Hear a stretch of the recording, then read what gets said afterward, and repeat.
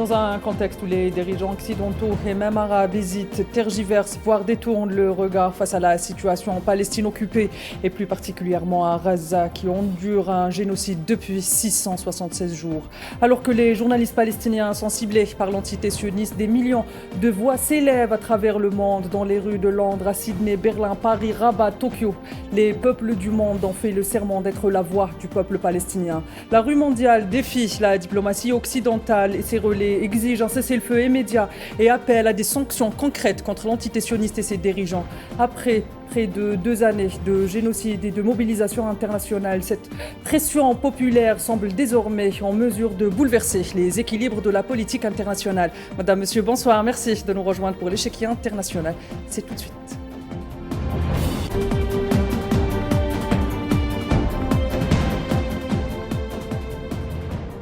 Madame, Monsieur, pour ce numéro de l'échiquier international, je vous propose donc de revenir sur la mobilisation internationale des peuples du monde entier en solidarité avec la Palestine occupée, plus précisément avec Gaza, comme vous le savez, qui subit un génocide depuis près de 2 ans maintenant. Le bilan des morts et des martyrs frôle les 70 000. Pour en parler, j'ai le plaisir et l'honneur d'être accompagné de Youssef Bousmer, qui est historien et militant antisioniste. Bonsoir Youssef, merci d'avoir accepté notre invitation. Bonsoir. Bonsoir à vous, merci. Merci. Alors Youssef, on entame et on rentre directement dans le vif du sujet. On a vu ces derniers jours des victoires réelles ou symboliques de la mobilisation populaire internationale, des cargaisons d'armes en direction de l'entité sioniste qui sont bloquées par des dockers, des artistes qui annulent leurs concerts en Palestine occupée, donc en Palestine occupée, donc en entité sioniste, des universitaires suspendent leurs contrats avec des entreprises liées à l'occupation, des gros fonds d'investissement comme celui de Norvège qui annulent toutes les participations des entreprises qui financent l'entité sioniste, encore là des artistes qui se mobilisent et qui refusent d'être sur scène avec des artistes qui soutiennent l'entité sioniste. Est-ce que selon vous, la pression des peuples est en train de devenir un véritable levier politique face au silence, pour ne pas dire hypocrite, complice des États, en particulier des États occidentaux? Oui, bien sûr, vous avez absolument raison. La cause palestinienne est en train de devenir une cause réellement mondiale. Une cause réellement mondiale comme le furent la cause vietnamienne en son temps, des années 60, 70, comme le fut la cause de la lutte contre l'apartheid, et toutes les grandes causes. Et c'est ça qui est absolument important à préciser actuellement, c'est qu'on aurait pu penser, on aurait pu imaginer, en tout cas les ennemis de la Palestine auraient pu imaginer un fléchissement de l'engagement, un fléchissement de la conscience, et on se rend compte que non, il y a eu des moments un petit peu creux, mais ça repart de plus belle, et surtout sur des bases beaucoup plus importantes encore, on va le voir avec l'histoire de flottille internationale.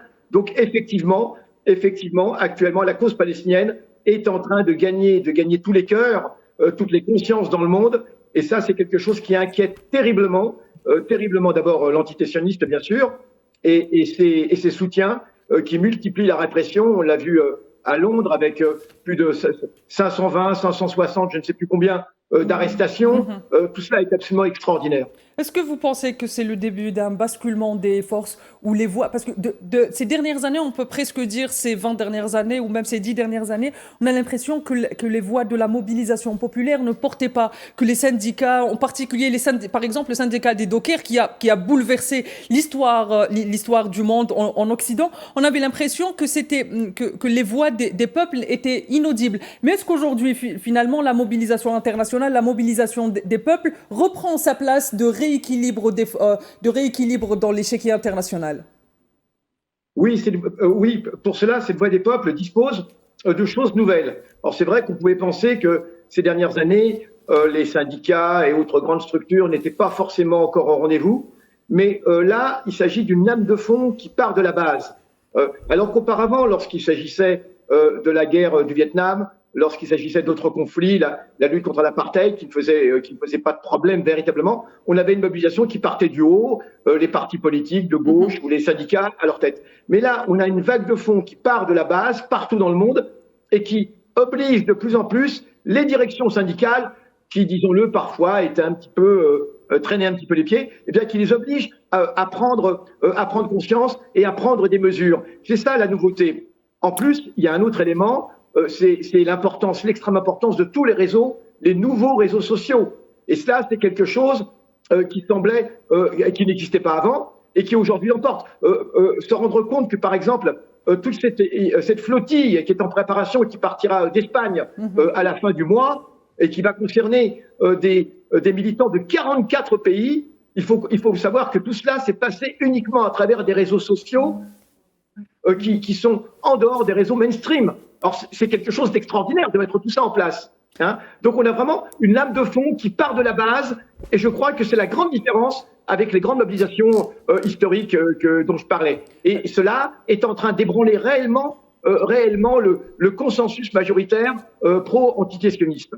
À la mobilisation dont vous parlez de la flottille s'ajoute, et on en avait déjà parlé ici sur Al24 News, s'ajoute la mobilisation de Somoud, de cette fameuse caravane qui est partie, qui a traversé plusieurs pays maghrébins, rejoint par des militants ou par des citoyens surtout. Parce qu'il faut le préciser, et c'est les citoyens qui se mobilisent, c'est aussi les citoyens qui se mobilisent, ce n'est pas seulement les militants. Vous parlez des réseaux sociaux, Youssef, c'est très intéressant. On va faire un petit flashback et on revient aux années 2011, à ce fameux printemps arabe, où là, les réseaux sociaux ont joué un rôle finalement presque négatif et on reste critique sur les réseaux sociaux. Mais là, en revanche, ils jouent un rôle de presque de contre-média. Comment est-ce que vous expliquez cela? Est-ce qu'il y a eu de l'entrisme des puissances occidentales finalement dans les révolutions arabes? Et est-ce que c'est cet entrisme-là qui a fait que la cause palestinienne soit mise de côté durant des décennies?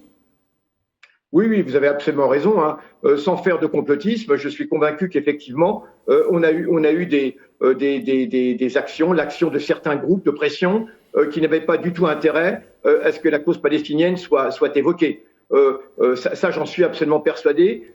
Il faut voir de quelle façon, par exemple, l'affaire de Libye a été menée. On sait maintenant que des réseaux ont diffusé des fake news concernant ce qui se passait en Libye ou dans d'autres.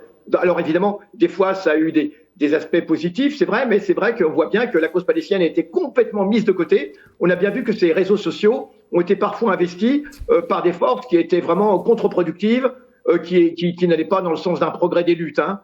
Et d'ailleurs, on a vu à quel point, malheureusement, certains de ces printemps arabes ont été complètement récupérés, si ce n'est instrumentalisés dès le départ. Tandis que là, on a le sentiment d'avoir affaire à une sorte d'insurrection de la conscience humaine, de la conscience humaine dans sa plus simple expression, et on a l'impression qu'effectivement, les tentatives de récupération ne sont pas possibles. De toute façon, avec la Palestine, on ne peut pas récupérer, en vérité. Cette cause palestinienne agit sur tellement de contradictions au plan mondial, les contradictions contre l'impérialisme, bien sûr, le sionisme, contre les États aussi, les États complices, un certain nombre d'États complices, y compris dans la sphère arabe. Hein.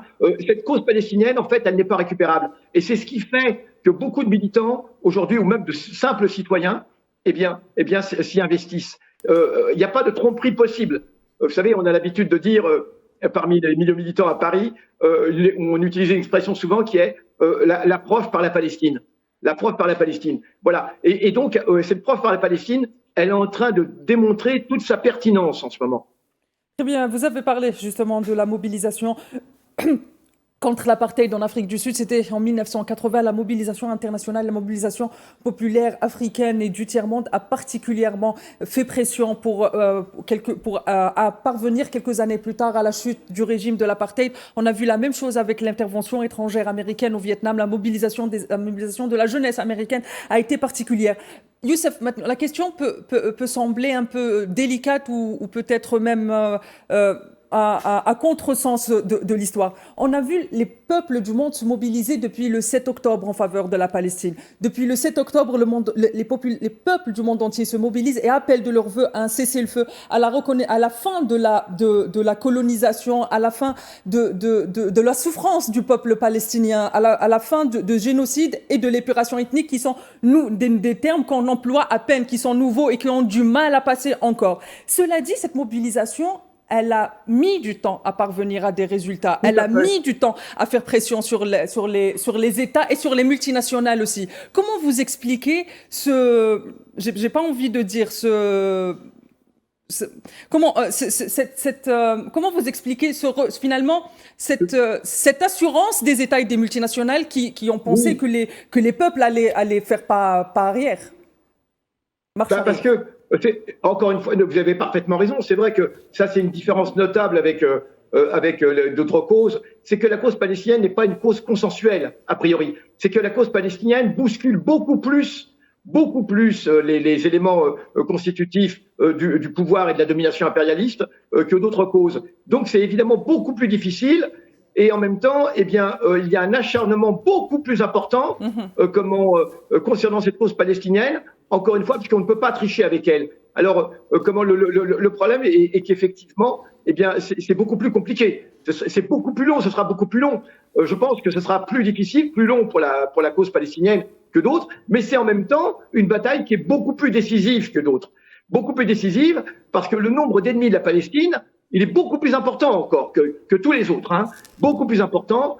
Et c'est vrai que on a là des difficultés structurelles. C'est-à-dire qu'il faut à la fois s'opposer à toutes ces multinationales, et ça, évidemment, et l'antisémitisme est au cœur de ces multinationales, bien évidemment, et le marchandage d'armes et autres. Il faut comprendre que l'antisémitisme est vraiment le prolongement, le long bras de l'impérialisme dans la région arabe, et que effectivement c'est beaucoup plus difficile. Cette lutte palestinienne, les Palestiniens doivent affronter un nombre d'ennemis qui est beaucoup plus considérable qu'aucune autre lutte. Il faut le dire. Hein. Et c'est pourquoi effectivement ça rend difficile, mais en même temps c'est une lutte de fond. Je crois que ceux qui ont dit, et les Palestiniens qui ont dit, et les résistants palestiniens qui ont dit que c'était, et Georges Ibrahim Abdallah, le résistant libanais l'a dit à sa sortie de prison, c'est-à-dire que c'est le dernier acte aujourd'hui, c'est le dernier acte de l'entité sioniste. Alors c'est évidemment quelque chose qui va être beaucoup plus dur encore. À mon avis, nous n'avons pas encore tout vu. Ça va être beaucoup plus dur. Et la répression, alors non seulement la répression contre le peuple palestinien, l'acharnement de l'entité sioniste, mais aussi dans les pays occidentaux où il y a des soutiens du peuple palestinien, je crois que la répression va aller de plus en plus dure, elle va être de plus en plus dure. Hein. Là, on n'a pas, Dieu merci, on n'a pas encore de morts, etc. Mais je crois que ça pourra aller jusque-là. C'est une lutte qui est vraiment une lutte décisive. Très bien, Youssef. Il y a une autre forme de résistance qui a été pratiquée notamment dans le cadre de l'apartheid en Afrique du Sud, qui est le boycott. Et aujourd'hui, comme vous dites bien, si bien sûr la Palestine ne fait pas consensus et le boycott là aussi des produits israéliens ne fait pas consensus. Produits sionistes ne fait pas consensus. Le mouvement BDS, des investissements sanctions Israël, donc, est-il victime finalement d'un deux poids, deux mesures, en particulier médiatique? Je donne pour exemple en France, en Allemagne, des décisions de justice ou des lois restreignent les mouvements des militants de BDS en Amérique également. Comment est-ce que vous expliquez là aussi ce deux poids, deux mesures et qui est très important, et pourquoi est-ce qu'il ne fait pas consensus aujourd'hui? Parce que, en fait, les liens avec l'entité sioniste sont beaucoup plus importants, d'une certaine manière, que d'autres. C'est-à-dire que les liens avec l'entité sioniste, enfin la lutte pour la Palestine, c'est pas simplement l'arrêt d'une guerre, comme ce fut le cas pour le Vietnam. C'est pas simplement la mise en place d'une démocratie en Afrique du Sud, qui certes est un grand pas, a été formidable, l'arrêt de l'apartheid, etc. Mais aujourd'hui, je crois que les liens avec l'entité sioniste sont beaucoup plus profonds encore et impliquent beaucoup plus les États que c'était le cas dans le cas de la guerre du Vietnam, où là, beaucoup d'Américains se rendaient compte que c'était une guerre de trop, une guerre dont il pouvait se passer, de toute façon, voilà, et pour l'Afrique du Sud. Et donc, l'Allemagne, la France et d'autres États impérialistes vont être acharnés dans le soutien. Parce que si jamais l'entité sioniste perd, c'est eux qui perdent également. C'est eux qui perdent également, parce que finalement, l'entité sioniste représente un petit peu toute la quintessence de ce qu'est l'impérialisme, dans sa nature la plus profonde, la plus abjecte, la plus cruelle, la plus dure. Voilà. Et donc, désavouer l'entité sioniste aujourd'hui, c'est se désavouer soi-même, c'est désavouer tout le passé colonial de la France. L'Allemagne, c'est pas un passé colonial, mais c'est un passé impérialiste. Et donc voilà, c'est pour ça qu'ils vont aller jusqu'au bout. Ils vont aller jusqu'au bout. Et bien sûr, moi, personnellement, je le dis, grâce à Dieu, j'ai foi en la victoire. Hein.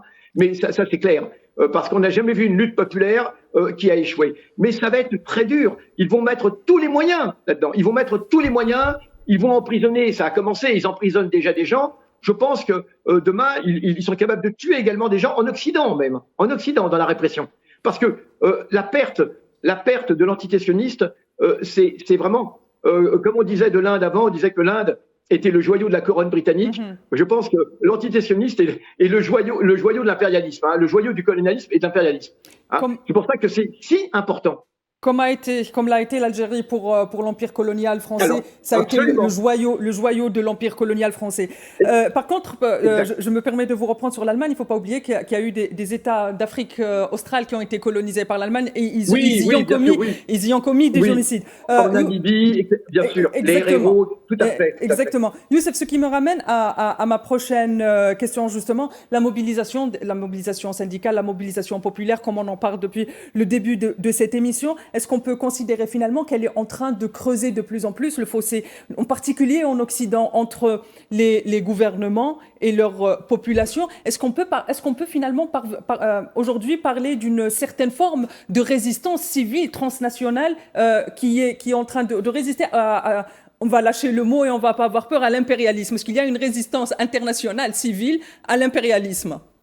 Mais bien sûr, cette lutte palestinienne, les gens comprennent que c'est pas uniquement une lutte qui est éloignée, qui est à plusieurs milliers de kilomètres. C'est que si jamais ils font céder leur impérialisme sur la question de Palestine, alors ils feront céder leur impérialisme sur d'autres questions domestiques, hein, en France, en Angleterre. Et c'est cela qu'ont bien compris les régimes impérialistes. Ils ont compris que si jamais ils perdent sur la Palestine, hein, si la Palestine triomphe, et alors nous n'allons pas comment faire d'anticiper et puis faire de triomphalisme, hein, mais simplement le fait que la Palestine résiste, ne soit pas écrasée, hein, et tienne le coup, et que la résistance tienne le coup, c'est une énorme défaite, hein, excusez-moi l'expression, c'est une énorme claque dans la phase de l'impérialisme. Et cette claque dans la phase de l'impérialisme, elle aura une incidence également sur les luttes domestiques en France, hein, sur les luttes syndicales, les luttes des femmes, etc.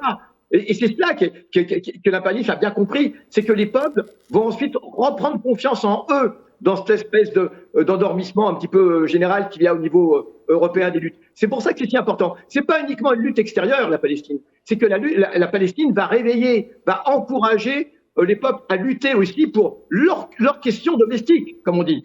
Très bien, Youssef, au final, que dit cette mobilisation sur le poids réel des peuples dans les systèmes dits démocratiques? Eh bien, elle dit qu'aujourd'hui, on est dans une autre phase. Les peuples aspirent à une autre forme de démocratie que la démocratie bourgeoise formelle, la démocratie impérialiste, ce qu'on appelle la démocratie impérialiste. Les peuples aspirent à autre chose, à une vraie démocratie.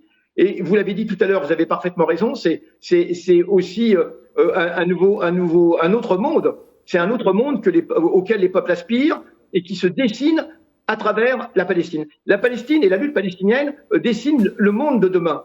Elle dessine le monde de demain, et ceux qui se joignent à la lutte palestinienne aujourd'hui, eh bien, disent leur volonté de participer à la construction d'un autre type de monde. Hein. Bon, parce que tout le courant altermondialiste dans les années 2000 a voulu mettre en place, malheureusement, et qui n'a pas été achevé. Hein. Mais c'est cela.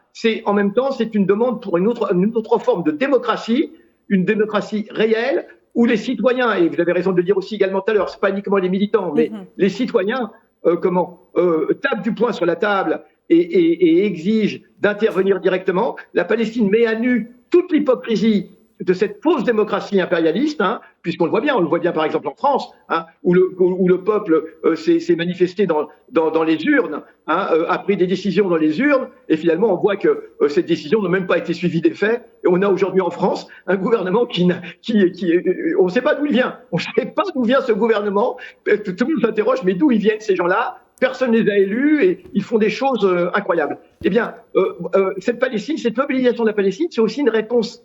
C'est une réponse à la fausse démocratie impérialiste. Et moi, je suis certain que cette lutte, que toutes les initiatives qui sont prises et tous ces gens qui interviennent aujourd'hui, eh bien, encore une fois, dessinent des contours d'une autre forme de société. D'une autre forme de société beaucoup plus fraternelle, beaucoup plus pluraliste. Très bien. Youssef, vous avez à l'instant exprimé vos craintes avoir des répressions un peu plus violentes à l'égard des militants et des citoyens qui se mobilisent pour la Palestine. Est-ce que vous faites référence, par exemple, à la répression des Algériens et des militants anticoloniaux ce fameux 17 octobre 1961? Est-ce que c'est le passif des anciennes puissances coloniales qui vous fait craindre aujourd'hui cela? Alors, dans le cas de la France, indiscutablement. Faut comprendre une chose, c'est que cette révolution algérienne n'a jamais été digérée par l'impérialisme français.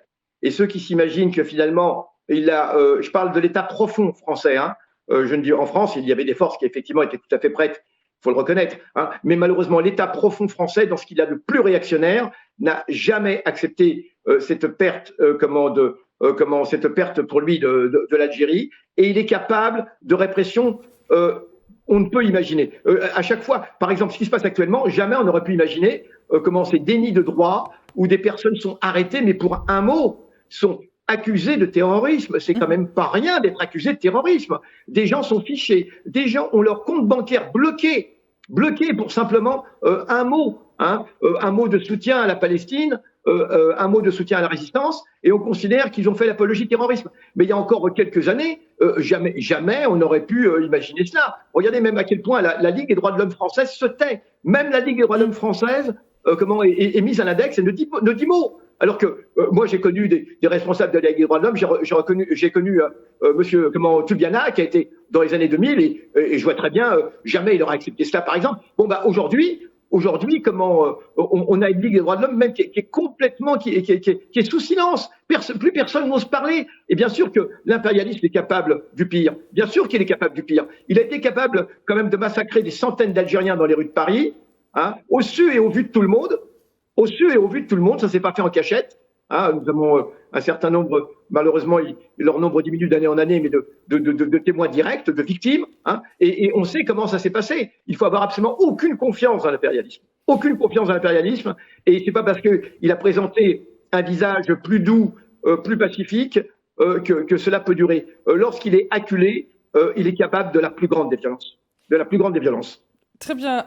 Une dernière question et on arrive à la fin du temps imparti. Vous avez dit tout à l'heure de la lumière de ce que vous avez dit, en particulier en parlant des grands combats contre la colonisation, est-ce que finalement aujourd'hui la Palestine représente le dernier grand combat anticolonial sur l'échelle mondiale? Alors oui, alors il y en a encore d'autres. Bon, par exemple, par rapport à la France, il y a la Kanaki, il y a aussi d'autres, il y a la Polynésie française, les États-Unis également. Mais disons que la Palestine synthétise tous ces combats. Elle synthétise tous ces combats. C'est le combat le plus profond. J'estime. Alors, je ne dénigre pas les autres combats, bien évidemment. Nous sommes très engagés aussi avec les camarades de Kanaki et d'autres luttes, et des Caraïbes et autres, hein, anticolonialistes, bien sûr. Hein. Mais la Palestine, c'est ce qui symbolise le dernier grand combat. C'est pour ça que, vous savez, l'expression « ça passe ou ça casse ».